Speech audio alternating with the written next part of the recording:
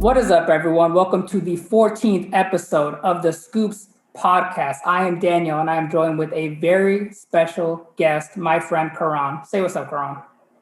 Nice to meet you guys. How are you? Super excited to have you on the show, man. Super excited to talk WrestleMania with you. I mean, we've been going back and forth a bit about wrestling and about, how excited we really were for this past weekend. Absolutely. Let's just get straight into it. Our first impressions. What were your first impressions of WrestleMania? Listen, right from the start, like obviously every year, just as a big fan, I've been watching since I was as long as I've been born. It's been in my family since forever. It's always been in my house. Always been around. And I've always picked up on it. And just watching my dad every year, watching my brothers see it every year, and just seeing their excitement kind of just grow on me. And every single year, I'm always getting so excited around this time of year, like around March, April, because that's obviously when WrestleMania is and stuff. And obviously with COVID-19 coming and just messing everything up, changing our way of life and everything, just our view on everything. I can honestly say, like, for the first time ever, I didn't really feel coming into WrestleMania like this was really like WrestleMania, if that really makes sense, because it didn't really just have that feel to it. But the second I turned it on, I saw all those fans and I saw everyone on stage, Vince McMahon addressing the whole crowd, and just hearing seeing Rhea Ripley's eyes, like her tearing up, just seeing everybody, seeing all the appreciation, everyone's kind of just out of character and everything for a second, like it just felt like, okay, like everything's kind of back to normal just for this moment. Like I'm here with the excitement. I'm here watching WrestleMania again with all the fans, and like I just couldn't wait. And it definitely didn't disappoint night one and night two. So that was it. Yeah, no, I agree with you, and I understand that thought process. I feel like for wrestling fans, that time from January to April, especially in April, it's different. Like it's different for us because we're really excited for WrestleMania because it's the biggest night of the year for wrestling fans. And this WrestleMania didn't disappoint for me. This WrestleMania was like, it was really, really good. And at first I really wasn't a fan of the whole pirate thing, of the whole like pirate ship stuff, and like the pirate intro that they kind of threw like a trap sound remix into the background. I really wasn't feeling it. But after I was getting into everything, the pirate ship, it looked really, really good. Like it looked expensive is what it looked like. Like they spent a lot of money on it. And the whole setup was great. The hosts were okay. I mean, I like Titus O'Neil, and who doesn't like Hulk Hogan? But I feel like they could have gotten, I don't know. It was an okay dynamic. Like it wasn't anything amazing. And for WrestleMania, you kind of want amazing. No, I agree. Especially when you bring up that Hulk Hogan point. Like I remember when he was host at, I don't remember which WrestleMania it was. Whichever one was at the Mercedes-Benz Silver or Superdome, whatever it was, where he kept calling it the Silverdome or something.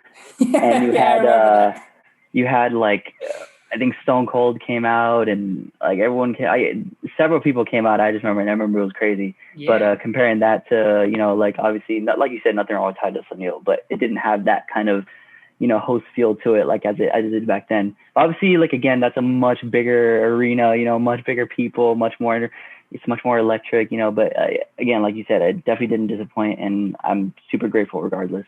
Yeah, and I think they were playing to the crowd too because he's from Tampa and he just won the Warrior Award, so that's what I think they were trying to go with. But I don't know. I feel like they could have potentially gone elsewhere. But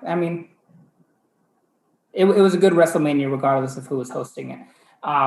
So speaking of the WrestleMania, we're going to go through night one and night two, all the matches, talk about them for a little bit, and grade them all on a scale of 1 to 10.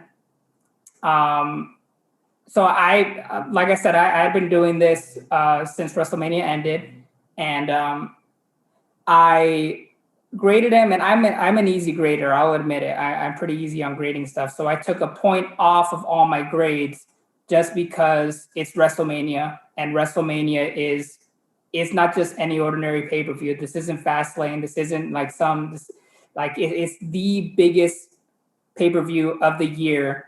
And because of that, it needs to be graded much harsher because of all the WrestleManias and matches that we've seen on that stage before.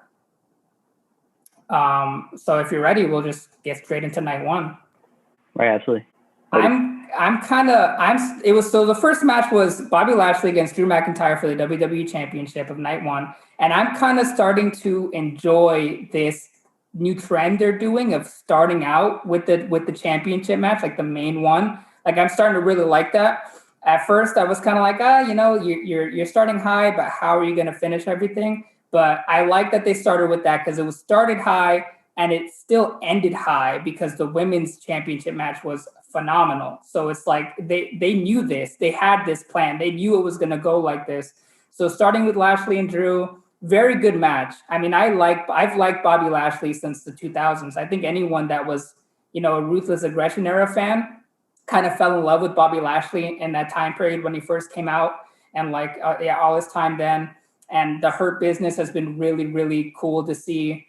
And Drew McIntyre, I've loved Drew McIntyre's kind of arc from coming in as the chosen one and not really working, him coming in with 3MB, it kind of having like that gimmicky feel instead of like serious. He goes and works indie, and now he's back, big, buff, better than ever with the Claymore. And, these are just two powerhouse human beings, like two tanks of people. And it was a really good put on match. It was somewhat clean. It wasn't the cleanest. I mean, it ended with Drew getting distracted by MVP. So it's not like a clean victory, but it's also not dirty. It's not like MVP went in and hit him with his cane or hit him with something illegal. It was just, he kind of distracted him a little. So you can say, that's more Drew McIntyre's fault for getting distracted. But I mean, I was going into that really unsure of who was going to win the championship, like who was going to come out victorious. So seeing Lashley come out, I mean, it was a good match, and I gave it a 7.5 out of 10. No, I totally agree. Bring up that point that you brought up about them starting off really big. I remember when 2 years ago when they did Brock and Seth Rollins. I remember that was a big surprise for me when they started off so big. And I remember there was that whole controversy about how they wanted him to main event, or he wanted himself to main event. And obviously Vince didn't have that in the plans. I mean, I could be wrong, but that's what I read. But and I remember when I saw that, I was a little surprised, and I was even more surprised about how Seth Rollins won. But like you said, that trend is going on, and you kind of like it. And I mean, I can honestly agree. Like, I like it too, especially for an event like WrestleMania, as big as it is. You got to start off with a bang, and you got to start off with the two biggest stars, arguably in the company right now, in Bobby Lashley and Drew McIntyre.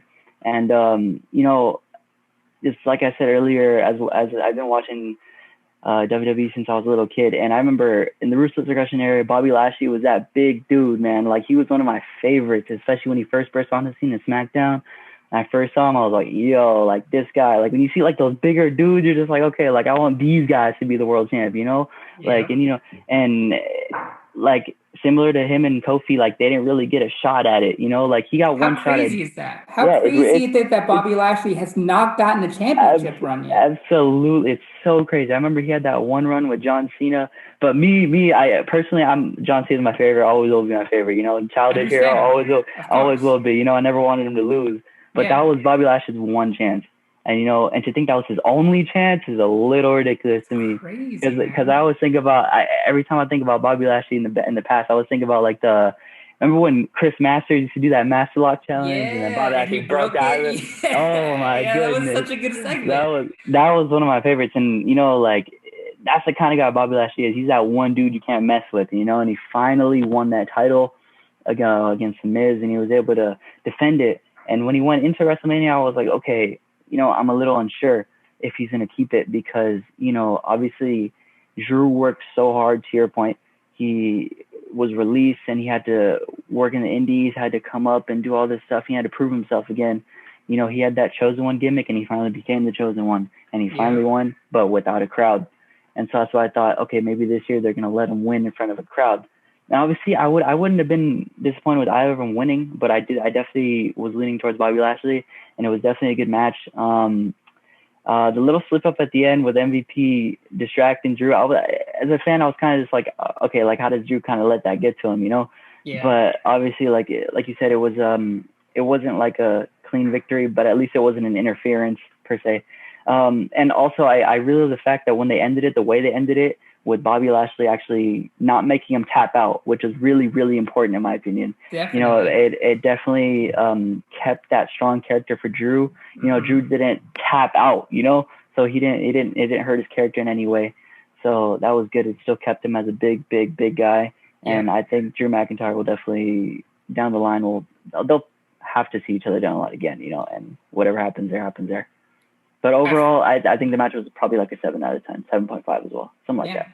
Yeah, I mean, it's very important for those characters to kind of keep that, like for Drew to not have tap. Like that's really important, and that's not always achievable in matches. Like it's difficult to get two guys like that in a match and have them both keep that, not just keep like how good they are without putting one necessarily over the other, but do it in an entertaining way. Because as fans, that's what we want to see. We want to see who's better, Drew McIntyre or Bobby Lashley at WrestleMania. We want to see it. And we did get to see it, but not like completely. So, but it's still something that we as fans were pretty entertained by, and we were okay with the result.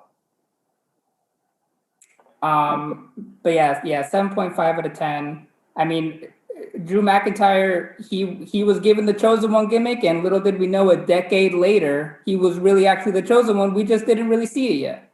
Mm-hmm. Yeah, so great match to start with. Then they get into the turmoil match for the number one contender spot for the women's tag team championship belt. I mean, it was an interesting match.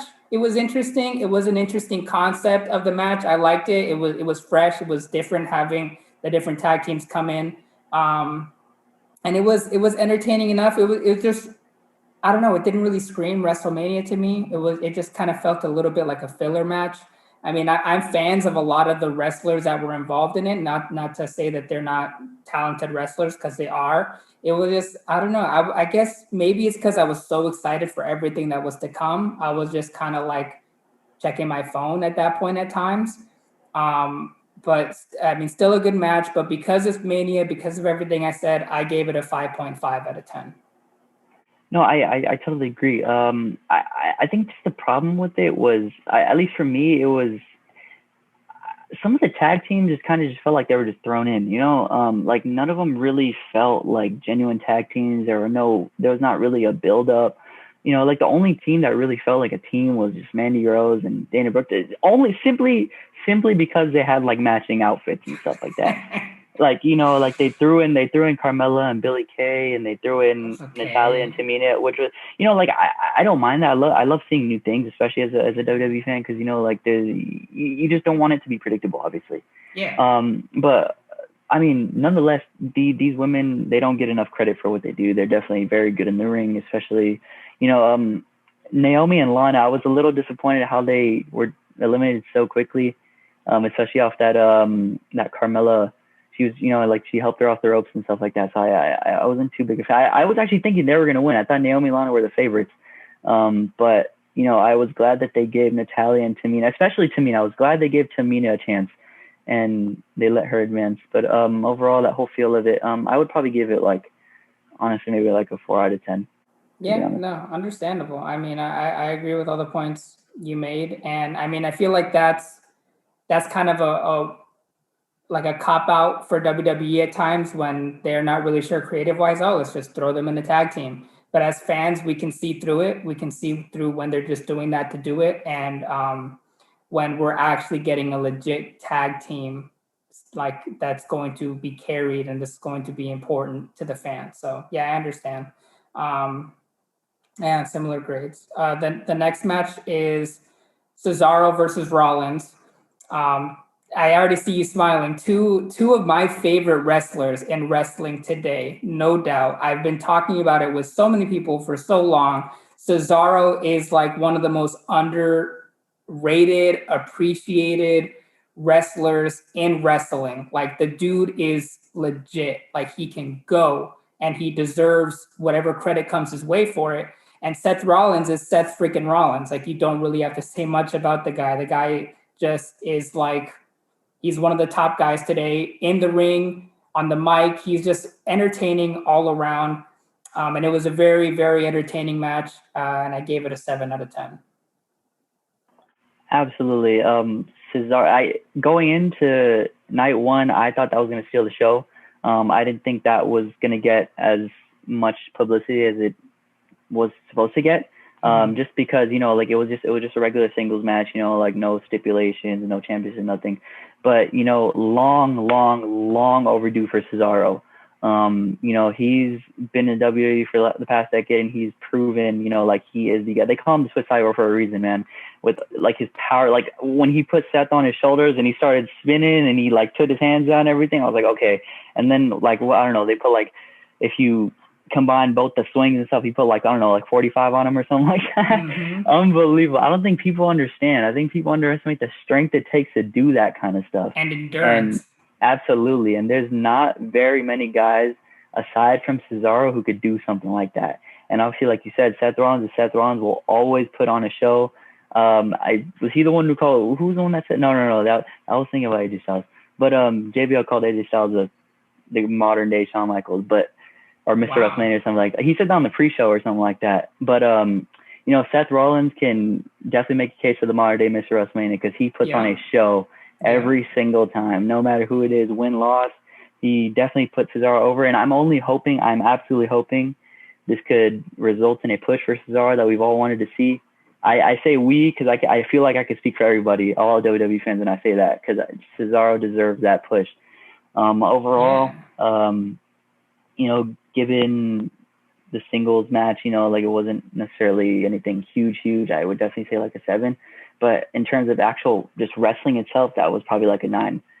Like that was a very, very good match, in my opinion. Very high praise. Yeah, I mean, deservedly so. Go on WWE, go on their social media, and look at any post involving Cesaro. All of them will say the things that we've been saying for the last couple of minutes about how like good this guy is, and that he deserves to be pushed to the moon, whether they push him to the moon or not. Like the dude is legit, and yeah, I don't get as much excitement from someone entering a match as when I hear burn it down. Like when I hear burn it down, it like sends like a jolt of electricity through my body that I only get with a handful of intros, like maybe Edge's or someone else's like that. But I love Seth freaking Rollins. I really do. Have you just a side thing? Have you ever been like in an arena when that thing happens? The whole burn it down? No, I'm assuming you're saying this because you have. I have, and it's absolutely electric, unreal. I have plans to go to, I mean, I'm sure SoFi 2023, WrestleMania is going to be there, and I'm going to be there if I have to like sneak in somehow in the luggage or whatever. I'm going to be at WrestleMania 2023. I have to just to experience once in a lifetime. It has to. I went once as a kid, but as a kid, you don't appreciate it as much as when you're an adult and you have a little bit more connection with it. But yeah, I'm gonna do it because I want to experience all that. I mean, how many matches or shows have you been to? I think I've been to 3 or 4. I went once when I was really little. I was like probably like 8 years old. I went to a Monday Night Raw. And then in the past couple of years, I went to that's when I went to like the last like bulk of them. I went to Survivor Series in 2018 in LA. I went to the first SmackDown on Fox, the Monday immediately after that. And I went to one Raw like in 2019 as well. But yeah, like you said, you don't really appreciate it until you're older. And I definitely didn't appreciate or really remember it as much when I was younger. But when you're older, it's so much better, like you understand everything, like you feel the electricity, and like you definitely get to appreciate the moment. And it's definitely really great, and I can't wait to go to another one when they allow it. Yeah, I don't know if you I don't know how closely you pay attention to NXT, but I want to go to an NXT like show because the crowds there, I mean, they're insane. I don't know if you've seen it. I've seen it. I'm not too big a follower on NXT, but I can definitely make the comparison to like when you think of college basketball fans and NBA fans, because that's like a whole college basketball atmosphere. Like everybody's out of their seat. Everybody. Yeah. Like yeah, it's crazy. Definitely. That's a good comparison. I mean, I had a friend of mine recently introduced me to NXT, and the stuff that I've seen, it reminds me of like old school SmackDown from the mid 2000s, the Ruthless Aggression era. It's just gritty, entertaining wrestling with some storylines when we're kind of used to the opposite now, with just hardcore fans that are there and that are into everything that's going on. Absolutely. And just on the topic NXT, for whoever's going to watch, I have seen, I'm sure you've seen it. I believe it was Sami Zayn and Cesaro on NXT. Unreal match. One of the best matches I've ever seen. That one was an unbelievable match. I think that was like 4 or 5 years ago, but it was crazy match. Yeah, I mean, go check it out. If you have not checked out NXT, you would be doing yourself a favor if you went to check out something from NXT, anything, especially their takeovers. So moving right along, we are now at AJ Styles and Almost against the New Day. A fun match. I love the New Day. I remember when they first debuted, I was kind of on the fence about it because they were still really into like that whole preacher mode. Like they were preachers and it was all about like church. And I was like, okay, I mean, kind of. I mean, we'll see how this goes. We'll see if this is going to be entertaining enough. And they really grew into their own like thing together. And so love Kofi, love Xavier Woods, love Big E, who he showed up on night 2. And I wasn't really a huge fan of Omos. I like him. Like he's a big dude. He's a towering dude. But it's like I was never really a big fan of the traditional big man, like the Great Khali, like almost just like a big stand there and punch a guy over the head. And I mean, that's about it. Just because he's big, it's like, okay, I came here to see a wrestling match. But I'm really enjoying the dynamic between AJ Styles and Omos, because it's like, if you're going to pair someone who isn't a great traditional wrestler with anyone, you want to pair him with AJ Styles. Like that's as good a wrestler as you can find. So, I mean, AJ kind of picks up the wrestling aspect and Almost is kind of like the brute. So it makes sense. It works. It wouldn't work without AJ, in my opinion. I like that they got the belts. I'm wondering what they're going to do with it next. I gave the match a 6.5 out of 10 just because, I mean, it was a good match, but I mean, Almost still has to grow on me a little bit more. Like it was his debut match, and it wasn't anything special. I like the other people involved, and I'm more looking forward to what's coming next more than what I saw. Oh, I totally agree. It was personally, man, like it kind of gave me like a feeling of like a squash match, you know, like it wasn't really as good as I thought. I don't know. They kind of did the New Day dirty for me in a way. You know, it just seemed like they didn't stand any chance. And I kind of understand. I feel like there was 2 reasons for it, honestly. I feel like it was just purely to just make a statement for Omos, you know, just to make sure like everybody knows like, okay, he's maybe like the next big dude. And to Omos's credit, he was a lot more agile, a lot more mobile, and he was a lot better than I thought he would be. You know, and he was wrestling in his dress shoes, which I thought was really cool, and his dress pants and everything, but he was able to move around, he was able to throw people around, you know, like he wasn't like Great Khali, he was barely able to move around, you know, just chop, you know, like do this and that, you know, but he's a Hall of Famer for us, it's okay. But anyway, but also that was one thing, and the second thing, I feel like the only reason they did this was to purely make AJ Styles a Grand Slam champion, which I believe he wholeheartedly 100% deserves. 100%. Yeah.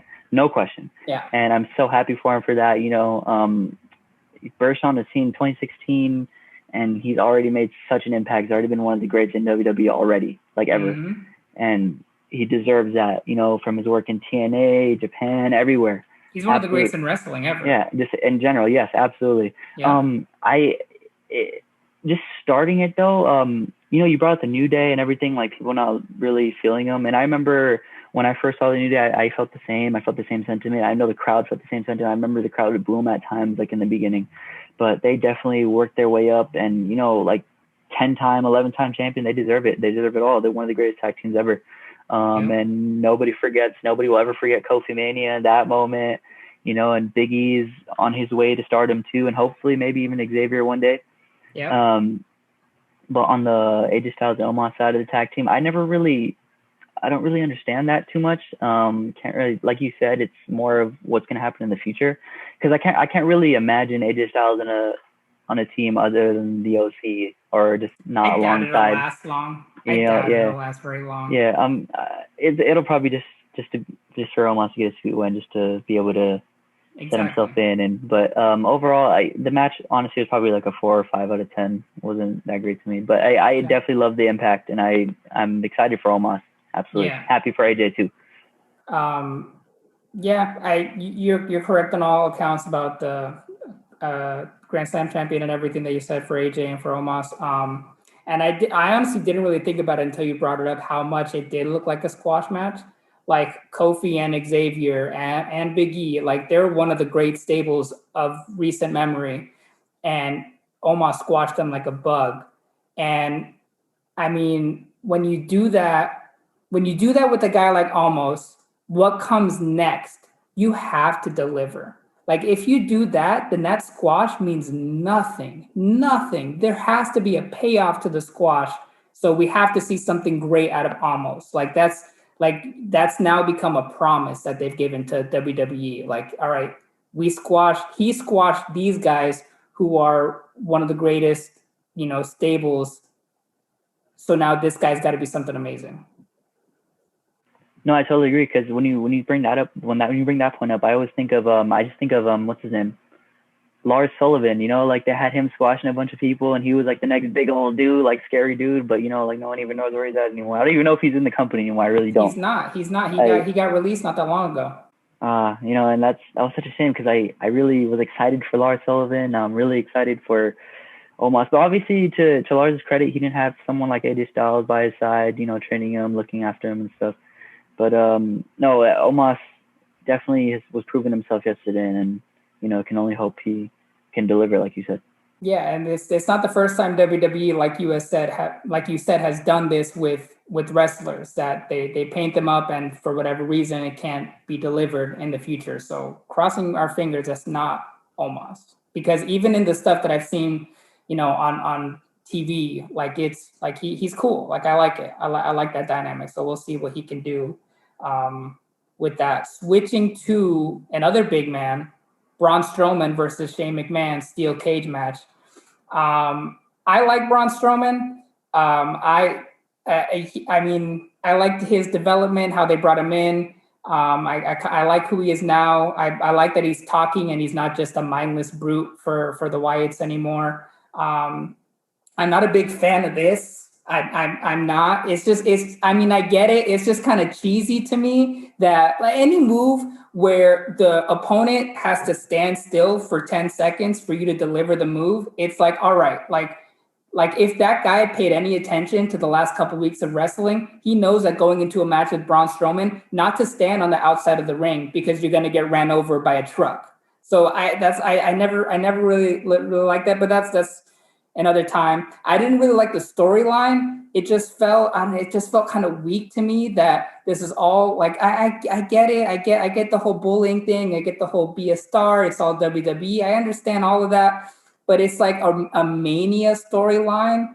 because he called you stupid. It's like, that's something that could literally be squashed backstage in one segment where Braun Strowman throws him through a wall, and that's the end of it. But they dragged it out to a steel cage match that, I mean, it was good. There were good spots in it when he ripped the cage, that crazy dive from freaking Shane. Shane McMahon, he's one of my favorites, and I'm sure he's one of your favorites too. Everyone loves Shane McMahon and all the crazy stuff that he's done. Like that was a clean bump from the top of a steel cage for someone that age who was never like a traditional wrestler. Like that is unbelievable for there to be there's very few wrestlers today that would take a clean front flip bump from the top of a steel cage. Like very few. That is so dangerous. Shane did it, pulled it off. Because of that bump and some of the spots in the match, I'm giving this a 6 out of 10. But I mean, without a few of those things, it would definitely be a couple points less. No, I feel like that storyline was definitely a little out of whack too. I mean, to be completely honest, I actually had no idea that match was going on until like a week before. Like I wasn't even paying attention to that storyline. That's how much I didn't really care about it. But like you said, like like they advocate for WWE is they do like their philanthropy work, and they advocate for like mental health and like just people like they be a star, like you said. It's a great thing that they do. I love it. I love that they do all that kind of work. Like they make people feel like okay, like you're bigger than who you are, and you can be what you want to be. And to have someone like Braun Strowman advocate for that, like a big time guy, big time star, like that's good. But like you said, it's kind of like a weird storyline. I think it was just purely like just one of those just full on entertainment matches where you have to just get like your traditional Shane McMahon bump in there. Like it's something that I look forward to every year. I know Shane McMahon's going to be in a match every year, and that's what I look forward to all the time because I know he's going to pull off the craziest stuff. I just wish the steel cage was a Hell in a Cell, but I understand that's not Braun Strowman's kind of match. I understand it. I get it. It's Shane McMahon's kind of match, but it's not Braun Strowman's kind of match. And that's where I kind of wish, it was someone else other than Braun Strowman. Like obviously there's no Undertaker, someone like that you could do it with. But, just seeing Shane McMahon dive through this thing again, it was just bringing back memories, bringing back, like you could think of him jumping off the Titantron. You could think of him getting thrown off the cell. You could think of him just going across the ring with the steel trash can over your head. Like Shane, that's just Shane. That's who he is. And that's what I love seeing every single year. But I've seen people actually, and I've heard people actually talk about how they're getting a little tired of the whole Shane McMahon thing. And I kind of disagree with that. I'm not really sure how you could be tired of that. It kind of just brings back that whole ruthless aggression, attitude era kind of feel, that I feel like we're desperately missing in this era. But I was also hoping Shane McMahon would go through the ring, but it didn't happen. But I mean, it definitely had its moments, like you said, with that happening and Braun Strowman tearing the thing down. I feel like the whole Elias and Riker thing was kind of just thrown just to have them in. Another thing that felt a little forced, like throwing together a tag team. I feel like they kind of just had to throw a little bit of people there just to have them involved because it was just that like they hit him a bit of times in the beginning and you didn't really see him after that. But overall, I'd probably say just because it was one of those matches that wasn't just a regular traditional singles match and it had that little ruthless aggression feel, attitude era feel to it. Not attitude era, sorry, that's a little extreme. But it was probably like a 6, I'd say. Yeah, that's what I gave it. You wanted Shane to go. Is that what you were thinking when Shane was falling? Like I want him to go through the ring? I thought he was. I swear to you, I thought he was going to go through the ring. I thought that impact was going to be so bad that he was going to go through it because he caught so much air. He caught so much air. Like he didn't just get thrown. Like he got thrown and he added the extra impact. I was like, I saw him. I was like, oh, okay. And then he kind of just fell, and I was like, I cringed a little because I was just like, oh man, like I can't even. I don't think people understand how hard that hit is. Like I don't think people understand how hard the ring mat is. Like that's some crazy stuff, man. Yeah, but I mean, Shane McMahon's the guy to do it. So I mean, props to him, man. He's probably like 50-some years old, doing it every year. That guy goes through stuff every year, and he performs it every year. You were thinking he was going to go through the ring. As he was in there, I was just hoping he'd survive. Like that's what I was actually thinking, because that is not easy to do especially with no one to catch you. Like very few people that I can think of have really done something like that. And I mean, I think it's just that's got to be Shane's mentality. I don't know the guy, never met the guy in my life, love the guy, but if I'm thinking what Shane's thinking is probably I got to do one thing in these very important pay-per-views like WrestleMania that people will remember, even if they don't remember the entirety of the match, even if they don't remember the storyline, they'll remember me doing a freaking front flip from the top of a steel cage. Like they'll remember that. Yeah.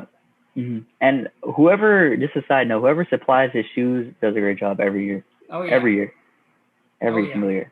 Yep. He's a big shoe guy. He's been on, he's talked about his shoes a bunch of times. I've always, and I've said this to many wrestling friends of mine, I've always wanted a Shane O'Mac baseball jersey. Always. Oh, my friend has one of those. It's dope. It's dope. It's a dope thing to see. It's really cool. I definitely would. If I had a choice to buy one, I'd definitely buy one. He had a really nice one. Whatever that custom one was, that was super dope. All his stuff is always custom. I mean, it's Shane O'Mac. Here comes the money. His jerseys are custom. His shoes are usually custom. Like that's freaking Shane McMahon. That's when you got McMahon money. Absolutely. Billionaire Mindset. Well, another great intro song, by the way. Shane's intro music, love it. Next match, and tied for one of the highest scores that I give through night one and night two, because of how much I really loved it. The Bad Bunny match, Bad Bunny and Damian Priest versus The Miz and John Morrison. I mean, so impressed by Bad Bunny. Like, I don't think people understand how hard it is what he really did. Like, someone who is not a traditional wrestler going a couple months of training for something that these guys do like so many days out of the year. Like, the most of their time of the year are just training for matches. Bad Bunny went in there, he from Royal Rumble to WrestleMania, just putting on entertaining performances, working hard, and I mean, just putting an impact as a celebrity that not that many celebrities have had. Like, sure, of course you have big names like Ali, Tyson, Mr. T, Trump, like all these very memorable and big celebrities, but I'm talking about just the actual work, like the work that was put in for the company. I mean, unmatched for what Bad Bunny did behind the scenes in his training, and the match itself. The match itself was impressive. It was, honestly, a lot of people were saying, I was looking on social media, they weren't really expecting it. I was expecting it. I was full on expecting Bad Bunny to give us something that we were going to be impressed with. I just, by how much of a fan he really was, I had a feeling, maybe he's not the most coordinated athlete in the world, but he's been watching this forever, so it's going to help him pick up on things pretty fast. And I mean, he started out the match. Like, how many times have you really seen like a celebrity start out the match? Not just start out, he was in there for a good 10, 15 minutes doing the whole, battered wrestler getting beat up and double teamed until he finally gets a tag from Damian Priest.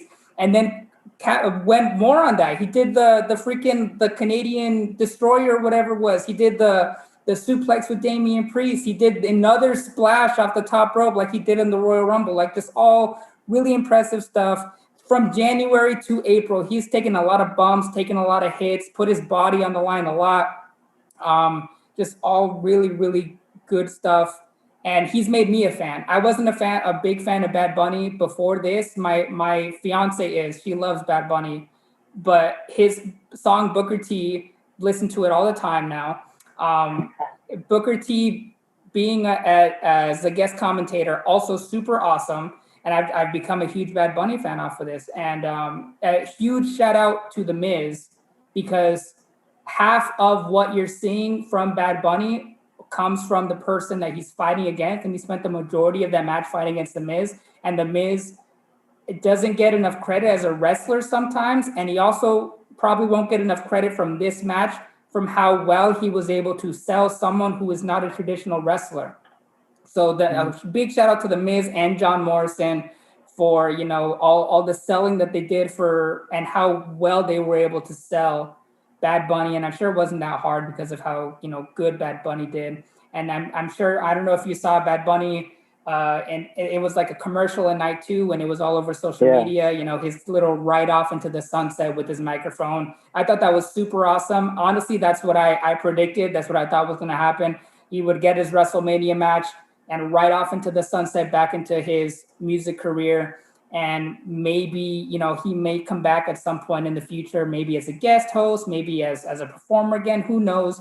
But that this is kind of like the closing of a chapter in Bad Bunny's career and in, the celebrity part of wrestling. Yes, 100% agree. Bad Bunny performed so far beyond my standards, my expectations, and I'm sure he performed beyond everybody's expectations. It's one thing to watch wrestling. Like I said, I've been watching wrestling forever. I could say like, okay, I can go in there and do all this kind of stuff, but I don't think, like you said, nobody understands how difficult that is. And Bad Bunny's been watching it forever. He went in there and he performed like he was an actual superstar. Like, if I didn't know who Bad Bunny was, if I had no idea what his name was, like I had nothing, I think he was an actual superstar. Like, he performed that well, in my opinion. From that, but I will say, to his credit, man, absolutely to his credit. Like you said, The Miz, this match is not as good as it would be without The Miz. You know, like his ability to speak on the mic, his ability to create promos and cut promos, and you know, like you say, he's an underrated wrestler. That's why he's been a 9-time Intercontinental champion. He's been a multiple time world champion. You know, he does a very good job, like in and out of the ring, and on the mic. When I saw Bad Bunny's jump off the rope in the Royal Rumble, I was a little skeptical. But then he tried it again, because you know, like, remember he had like that little slip and like everything like that, and I was like, oh man, he almost hurt himself. But then he tried it again in the match, and he performed it really well. And he did that suplex, and he did that insane move that left everyone shocked outside. I was really scared, because I thought John Morrison my jaw dropped. I thought John Morrison like broke his neck or something. I was like, okay, I don't know how he did that. And then he jumped over. Was that the same match where he jumped over the rope too, and then Damian Priest did it too? Was that the same one? Am I thinking of the same match? Damian Priest, he kind of like whipped Damian Priest, and then he did the splash after that. Yeah, he did the that one. That was crazy too. Yeah. And I was like, okay, but regardless, for a celebrity, he set the bar so high for whoever wants to, you know, get a contract with WWE, who doesn't have some sort of MMA or wrestling or whatever background. But he performed so well. It kind of reminded me of the whole Ronda Rousey thing. You know, Ronda Rousey came in and at WrestleMania, and everyone thought like, okay, like, is she going to perform well? She performed really well too. But Bad Bunny performed so well. And I think for me personally, for any celebrity or whoever that I've seen, he's performed the best that I've ever seen in WWE so far. And, you know, you could tell he wasn't there just to get his check, you know, and leave. He was there to perform.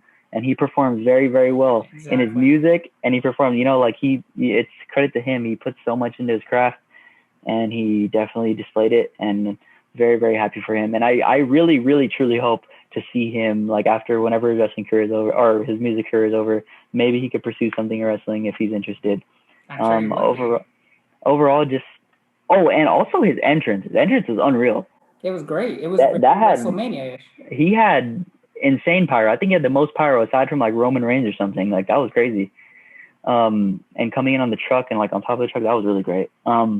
Overall, I would say that match is probably an 8 out of 10 just because of the entertainment factor, and obviously it was great wrestling as well. Yeah, but that's what I gave it too.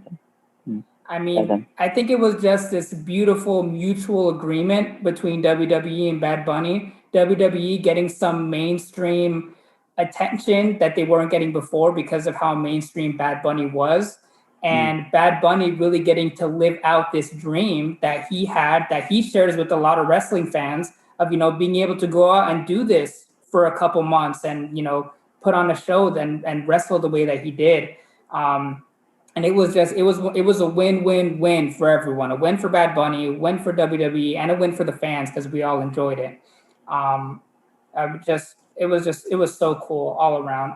Every part of it, every part of Bad Bunny's, you know, what he himself has been doing in WWE. I mean, I've loved it. I really have enjoyed it. Just, I mean, so good. All right, so now on to the main event of the night: Bianca Belair versus Sasha Banks. A great match, and I mean, them being able to put on that match and be able to be trusted to be the main event at WrestleMania gave WWE the flexibility to put Lashley and Drew as the opening match. Like, that needs to be stressed a lot at how great that makes the pay-per-view in general, and that a lot of that credit should be given to Bianca Belair and to Sasha Banks. But yeah, a beautifully put on match. I mean, two of the top women superstars in wrestling. I mean, Sasha Banks is more than established. I mean, she was one of the pioneers of, you know, women really being, you know, portrayed and in WWE the way that they are now. And I mean, Bianca winning the championship is just, it's her time. Like, she's arrived. Like, she's cementing herself as one of those women as well. I mean, and she deserves it. I mean, EST of WWE, like, she really is a lot of those things, especially in the women's department. She is unbelievably athletic, super talented, super entertaining to watch. Like, she is one of the, like, she's young and she's new, but like, she's already up there. And it's just it was a great match, and I wasn't disappointed, and I gave it like a 7.5, maybe an 8 out of 10. That's just because I'm trying to grade hard, but I was entertained. 7.5, I'm entertained, and I'm happy with that match. 100%. When you think of WrestleMania main events, like you think of stuff like John Cena and The Rock, you think of Rock and Stone Cold, you think of like Hulk Hogan and The Rock, like you think of like all these big time names. You think of Stone Cold, Shawn Michaels, all these guys, and to have that pressure to know you have to perform at such a level that you're going to be in the main event, like that's a lot of pressure. Like I don't think anyone understands, and to be able to pull that off, especially as women, like a lot of people don't, like I said earlier, a lot of people don't give these women credit for the performances they put on in the ring, especially this new era of women. We saw with the whole Divas Revolution. Like when Stephanie said this is a revolution, it was a revolution. Like these women are here, they're here to stay, and they have proven it. Like from Charlotte Flair to Asuka to Sasha Banks to Bayley to Becky Lynch to whoever to now Bianca Belair. Like Bianca Belair is holding that title, and she's putting the whole women's division on her back right now.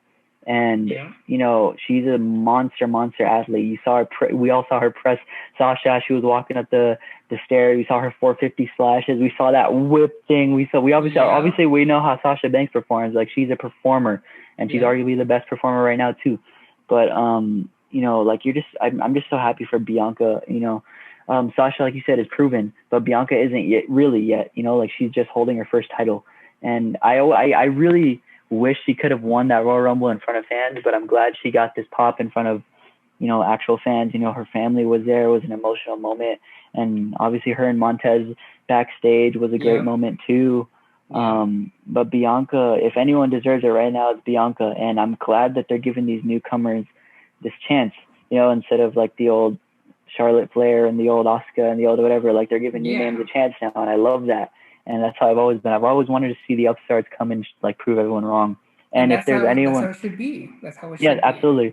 And Bianca's definitely that person to do that. And I hope she has a lengthy reign. She deserves it. And just for little girls and women everywhere who think they can't really do it, like who really think they can't make it wherever they want to make it, like they can. Like if they can do it in WWE, they can do it on these big stage, the biggest entertainment spectacle. Like, dude, like they could do it, man. And I'm happy for Bianca. Happy for all of them. Overall, I think the match was probably an 8 out of 10. It was a great match. Yeah. No, I agree with everything you said. It was a really cool moment. And I mean that idea of putting the belt on someone like an upstart, on someone that young with the potential to be a great, and you're pretty sure they're going to be a great. That's something that we see a lot with the men. Like with Orton, like with these guys that were really young, like in their early 20s, but we slapped the belt on them because of the potential that we see in them. And I'm happy that we're seeing that in the women's division too, that they don't have to necessarily like prove themselves with this 10-year, resume, that it's like, all right, they went in there for a couple years and brought the roof down and the fans are behind them. Slap the belt on them and let's see what they can do with it. Like they deserve it. So I'm with you on that. Completely love it. Love Bianca Belair. Love the match. And there's a lot of women in the women's division that I'm really excited about. Bianca Belair, Rhea Ripley, Becky Lynch, Sasha Banks. It's like all Charlotte Flair, all these names. It's like, all right, I'm invested. You have me. I'm gonna sit here and watch these matches. Like you've done that job. And I at times am taken back to women in the past who I only wish I could have seen in a women's movement like this. Lita, Beth Phoenix, Trish Stratus, like women that in their times were like, we look back at them and we're like, wow, they're kind of like pioneers for the women's movement, like for women, being what they are today. And it's like, man, can you imagine seeing like a Trish Stratus against a Becky Lynch, or like a Beth Phoenix against a Charlotte Flair? Like that would be a timeless match.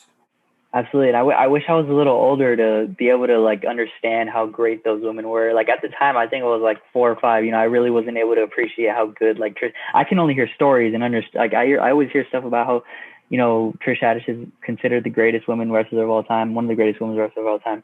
And I've never really been able to understand. Like I have faint memories of just her holding the championship. Like I don't really remember it. Yeah. As opposed to like I remember all of Charlotte's reigns and all of Becky's reigns, all of Sasha's reigns, but like I those women like her, Lita, and all those people are definitely pioneers, and they definitely deserve that respect too. 100%.